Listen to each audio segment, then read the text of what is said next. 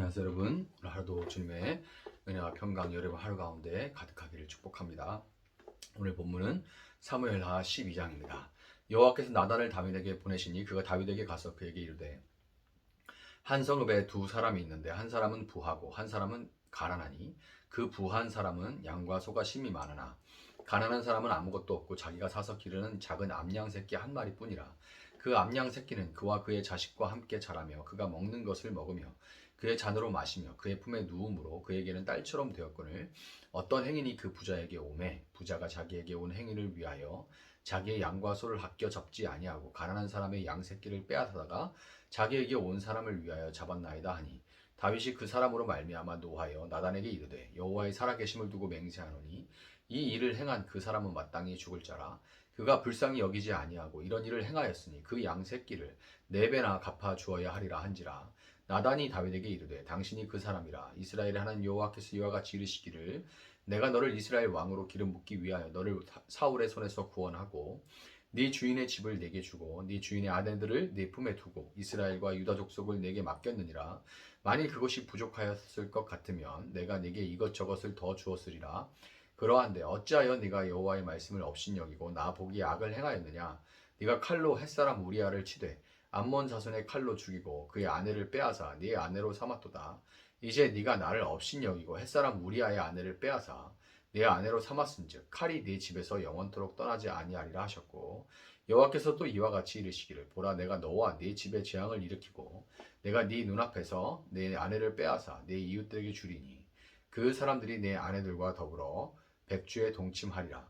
너는 은밀히 행하였으나 나는 온 이스라엘 앞에서 백주의 이 일을 행하리라 하셨나이다 하니 다윗이 나단에게 이르되 내가 여호와께 죄를 범하였노라 하매 나단이 다윗에게 말하되 여호와께서도 당신의 죄를 사하셨나니 당신이 죽지 아니하려니와 이 일로 말미암아 여호와의 원수가 크게 비방할 거리를 얻게 하였으니 당신이 낳은 아이가 반드시 죽으리이다 하고 나단이 자기 집으로 돌아가니라. 우리아의 아내가 다윗에게 낳은 아이를 여호와께서 치심에 심히 앓는지라. 다윗이 그 아이를 위하여 하나님께 간구하되 다윗이 금식하고 안에 들어가서 밤새도록 땅에 엎드렸으니 그 집의 늙은 자들이 그 곁에 서서 다윗을 땅에서 일으키려 하되 왕이 듣지 아니하고 그들과 더불어 먹지도 아니하더라. 이래 만에 그 아이가 죽으니라. 그러나 다윗의 신하들이 아이가 죽은 것을 왕에게 아뢰기를 두려워하니 이는 그들이 말하기를 아이가 살았을 때 우리가 그에게 말하여도 왕이 그 말을 듣지 아니하셨나니 어떻게 그 아이가 죽은 것을 그에게 아뢰 수 있으랴. 왕이 상심하시리로다 함이라. 다윗이 그의 신하들이 서로 수군거리는 것을 보고 그 아이가 죽은 줄을 다윗이 깨닫고 그의 신하들에게 묻되 아이가 죽었느냐 하니 대답하되 죽었나이다 하는지라. 다윗이 땅에서 일어나 몸을 씻고 기름을 바르고 일복을 갈아입고 여호와의 전에 들어가서 경배하고 왕궁으로 돌아와 명령하여 음식을 그 앞에 차리게 하고 먹은지라. 그의 신하들이 그에게 이르되 아이가 살았을 때에는 그를 위하여 금식하고 우시더니 죽은 후에는 일어나서 잡수시니 이 일이 어찌 됨이니까 하니 이르되 아이가 살았을 때에 내가 금식하고 운 것은 혹시 여호와께서 나를 불쌍히 여기사 아이를 살려 주실는지 누가 알까 생각함이거니와 지금은 죽었으니 내가 어찌 금식하랴. 내가 다시 돌아오게 할 수 있느냐. 나는 그에게로 가려니와 그는 내게로 돌아오지 아니하리라 하니라. 다윗이 그의 아내 밧세바를 위로하고 그에게 들어가 그와 동침하였더니 그가 아들을 낳음에 그의 이름을 솔로몬이라 하니라. 여호와께서 그를 사랑하사 선지자 나단을 보내 그의 이름을 여디디아라 하시니 이는 여호와께서 사랑하셨기 때문이더라.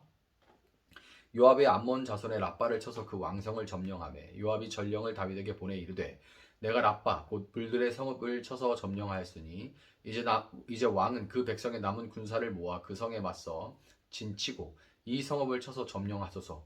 내가 이 성읍을 점령하면 이 성읍이 내 이름으로 일컬음을 받을까 두려워하나이다 하니 다윗이 모든 군사를 모아 랍바로 가서 그곳을 쳐서 점령하고 그 왕의 머리에서 보석 박힌 왕관을 가져오니 그 중량이 금 한 달란트라. 다윗이 자기의 머리에 쓰니라. 다윗이 또 그 성읍에서 노력한 물건을 무수히 내오고 그 안에 있는 백성들을 끌어내어 톱질과 썰어질과 철도끼와 벽돌구이를 그들에게 하게 하니라. 암몬 자손의 모든 성읍을 이같이 하고 다윗과 모든 백성이 예루살렘으로 돌아가니라. 아멘. 자, 하나님과의 소원한 관계 속에서 사탄이 치밀하게 쳐놓은 미끼와 덫에 걸려서 하나님 앞에 크나큰 죄를 저지른 다윗은 그럼에도 불구하고 그 후로 1년여의 시간을 회개하지 않고 심지어 별탈 없이 지내왔습니다. 죄의 무서움이라는 것은 다른 무엇보다도 그것이 영혼을 타락시키고 오염시켜서 거룩하신 하나님과의 교제와 소통을 가로막는다는 데 있어요.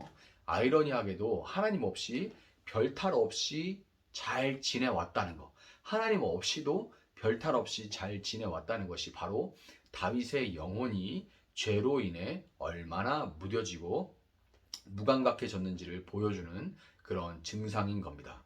다윗 스스로는 하나님께 돌이킬 마음도 의지도 없으니 어떻게 해요? 하나님이 움직이셨어요.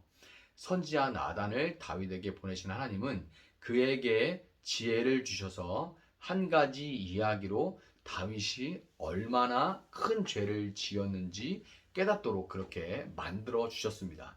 나단의 이야기 속에 등장하는 가난한 사람은 당연히 우리아이고 그가 애지중지하던 이 양 새끼는 밧세바죠. 그리고 자기에게 많은 양들이 있음에도 불구하고 손님 접대를 한답시고 가난한 자의 양 새끼를 빼앗아 잡았던 그 부자는 바로 다윗입니다. 그 이야기를 듣고 정의감에 불타는 다윗이 막 흥분을 해가지고 세상에 어떻게 그런 인간이 살아 숨을 쉰단 말입니까? 이러면서 그런 자는 당장에 잡아서 돌로 쳐 죽이고 가난한 사람에게는 그 빼앗긴 것의 4배를 갚아줘야 합니다. 라고 그렇게 말하니까 자기 입으로 난 진짜 돌로 쳐맞아 죽어야 되는 인간입니다. 하고 막 흥분을 하면서 얘기한 거죠. 그러니까 이제 나단이 그때 그 부자가 바로 왕, 당신이요. 라고 말을 합니다.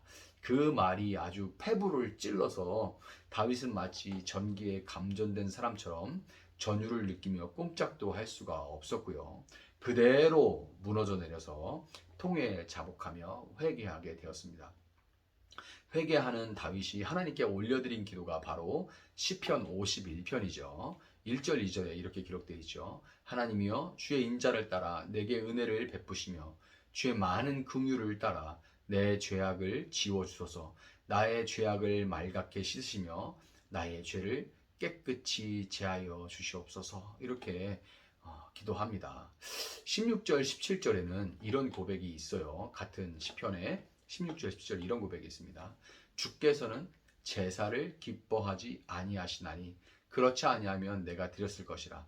주는 번제를 기뻐하지 아니하시나이다. 하나님께서 구하시는 제사는 상한 심령이라. 하나님이여 상하고 통회하는 마음을 주께서 멸시하지 아니하시리다. 이렇게 기도합니다.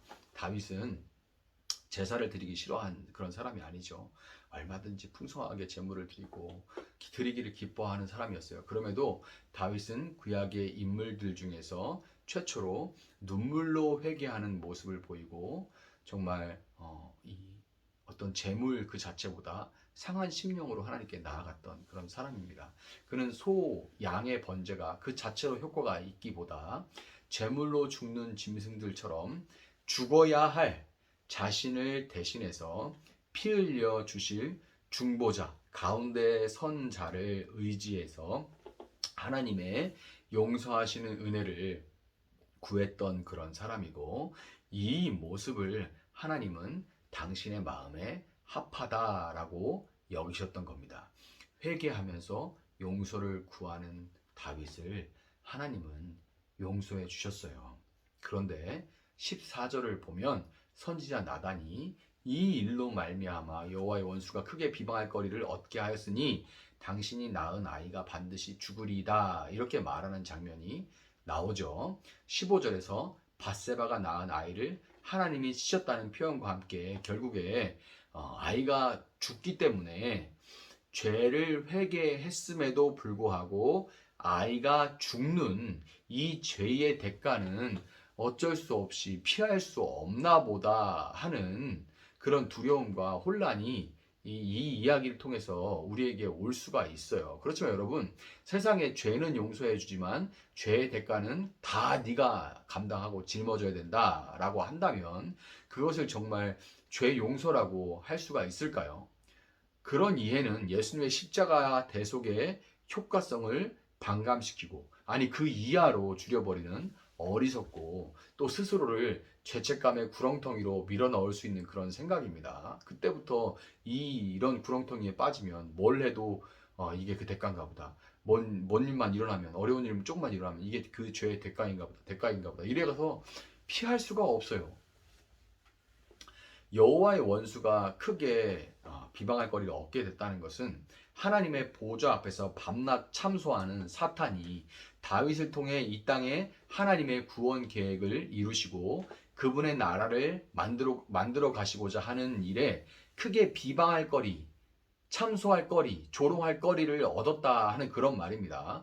사실 이 다윗과 하나님은 다윗을 통해서 그 계보회를 통해서 예수께서 나오시고 예수를 통해서 이 하나님 나라에 속한 백성들의 계보가 쭉 이어지도록 그렇게 하지 않습니까? 왕 같은 제사장인 여러분과 저도 그 아브라함과 다윗의 계보 안에, 아브라함과 다윗과 예수를 통한 계보 안에 우리도 올라가 있는 건데, 이 하나님 나라의 계보가 이어져가는 이 하나님의 구원 계획에 다윗이 이제 벌인 일 때문에 비방할 일이 생기게 되는데, 뭐냐면 다윗과 밧세바, 사실 이 다윗과 밧세바 그리고 우리아 사이에 무슨 일이 있었는지 쉬쉬해도 세상이 다 알아요. 특히 이게 이런 일들은 아주 그냥 모이면 너만 알아야 돼 이러면서 이게 다 금방 퍼져갑니다. 세상이 다 뭐 말은 왕이니까 말은 대놓고 못하지만 다 아는 가운데 둘 사이에 태어난 아이는 핫 이슈입니다. 이게 다윗의 아이야? 우리아의 아이야? 지금처럼 유전자 감식을 할 수도 없고요. 하나님은 아시겠죠. 하나님은 뭐 누구 자식인지 하나님 아시지만, 그러나 그 계보에 완전한 흠집이 가게 되어 있습니다.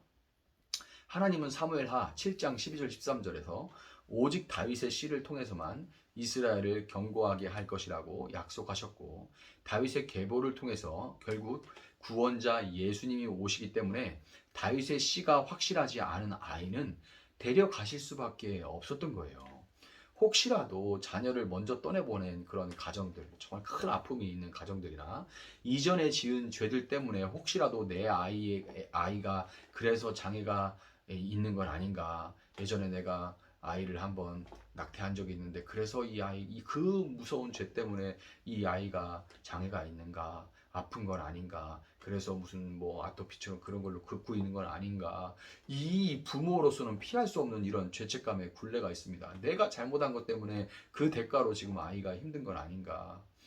거기다 대고 또 누가 와가지고 무슨 죄가 안 끊겨서 그래, 무슨 가게 저주 때문에 그래, 이러면 이제 정말 거기에 확 메어버릴 수밖에 없죠. 혹시라도 그런 생각을 하신 분들이 계시다면, 여러분 이 다윗의 이야기는 그 계보에 이어지는, 거기에 다윗의 핏줄이 아닐 수도 있는, 하나님은 아시지만 그러나 사람들이 다윗 자식이야, 우리아 자식이야, 그때 우리아 잠깐 들어왔었잖아, 뭐 이런 얘기들 때문에 어쩔 수 없이 하나님께서 그 생명을 먼저 데려가신 건데요. 이 이야기를 일반화시켜서 스스로 자책의 굴레에 빠져들지 않으시기를 바랍니다. 다윗은 자신을 불쌍히 여기셔서 아이를 혹시라도 살려주실까 하고 일말의 기대를 갖고 금식하면서 기도했지만 결국 아이는 먼저 하나님께 돌아갔고, 그렇게 매달린 다윗의 아픈 마음을 위로하시고자 하나님은 이제 부부가 된 다윗과 밧세바도 동시에 위로하시는 거죠. 다윗과 밧세바에게 또 다른 아이를 허락하시고 그의 이름을 여디디아, 하나님의 사랑을 받는 자라고 직접 이름을 지어 주셨습니다. 여러분 사실 아이를 데려가시면서 더 가슴이 찢어지시는 분은 그 아이의 생명을 주신 하나님 아버지입니다. 그렇지만 그럼에도 하나님은 다윗의 마음을 먼저 헤아려 주시고 그에게 또 다른 생명을 허락해 주시면서 네가 용서를 구하며 돌아왔으니 너는 언제나 나의 사랑을 받는 자 여디디아란다 하고 그렇게 위로의 말씀을 해주신 거예요. 여러분 어떤 실수와 죄악과 상한 마음을 가지셨든지 마음에 찔림이 있어 회개할 마음을 주시거든, 그런 마음이 생기거든 즉각 회개하시기 바랍니다. 왜냐하면 그런 마음, 요만큼이라도 그런 마음이 내 마음에 들어오면 바로 회개를 하시길 바라요. 왜냐하면 그런 마음은 결코 사람의 의지와 노력으로 할 수 있는 게 아니기 때문입니다. 또한 여러분, 회개하고 진심으로 용서를 구하셨다면 하나님의 용서하시는 은혜를 여러분의 죄의 무게보다 더 크게 보는, 하나님의 용서하신 은혜보다 여러분의 죄의 무게를 더 크게 보는 그런 우를 범하지 않으시기를 바랍니다.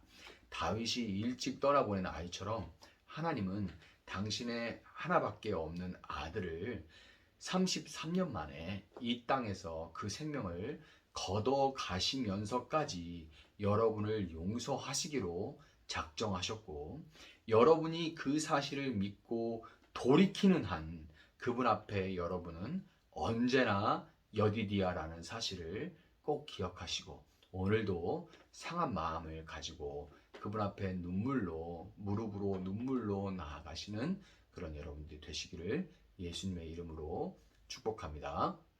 잠시 기도하겠습니다. 사랑하시는 하나님, 감사합니다. 우리가 얼마나 흉악한 죄를 짓고 사는 존재들인지 알 수 없습니다. 그럼에도 어느새 죄에 무뎌져서 하나님과 온전히 교제하지 못하고 영원히 무디고 무감각해져서 참으로 하나님 없이도 잘 살아갈 때가 참 많습니다. 그러나 하나님께서는 때로는 친구를 통하여서, 때로는 나를 표적 삼아 한 것은 아니지만 어떤 설교의 한 구절을 통하여서, 때로는 잠깐 읽은 말씀의 한 구절을 통하여서, 때로는 어떤 수단을 통하여서 우리 마음에 찔림을 주시고 회개하고 돌이키고 용서를 구할 수 있는 기회들을 허락하시는 줄 압니다. 그때마다 우리가 순종하여 즉각 무릎으로 눈물로 하나님께 나아갈 수 있도록 주님 도와주시고, 어떤 죄악을 지었던 그 모든 죄악보다 우리를 위해 흘리신 예수 그리스도의 보혈이 더욱 능력 있음을 고백하며, 하나님, 죄는 용서해 주지만 죄의 대가는 다 오롯이 네가 감당해야 된다는, 그래서 그 가문의 저주가 흘러간다는 이런 어리석은 속임에 빠지지 아니하고 하나님의 용서는 영원하다는 것을 고백하며 담대히 살아갈 수 있는 그런 저희들 되어질 수 있도록 하나님 함께하여 주시옵소서. 감사하며 예수님의 이름으로 기도합니다. 아멘. 오늘 주신 말씀 붙들고 계속해서 기도합니다.